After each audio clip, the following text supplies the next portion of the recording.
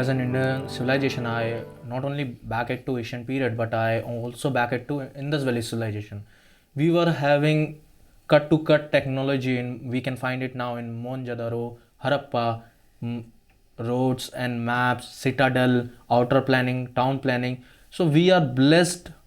We have blessed genes, and we have been excelling in civilization since a very long time. If we talk about ancient India, we were having Gupta period. In Gupta period, we were having marvels in architecture, Zero, Aryabhatta, Bhiradatta. We have so Shutra, and like towards father of surgery, we were having advancement of technology, art and culture. Foreign visitor like Fayan visiting India, glorifying it. Back then we were rich. If we talk about medieval period as well, medieval period see assimilation of culture. If we talk about a language which is still prevalent today, Urdu, which was first named as Rakta, it was assimilation of cultures. We have seen that India has been flourishing and been a pioneer of civilization since a very long time, ancient, medieval, as well as in the Indus Valley era.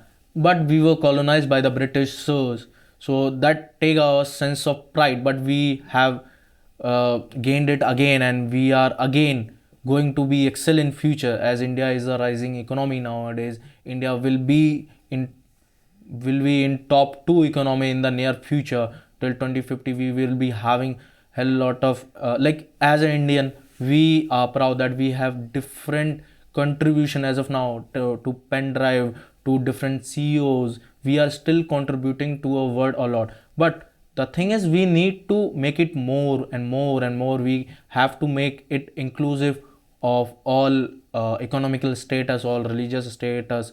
We have to be more inclusive about that. So we have been excelling from very ancient time, and we have been excelling now, but it is only due to colonization. We have lost $45 trillion of ours, but we are recovering it, and we will be sure and soon be a superpower in the near future.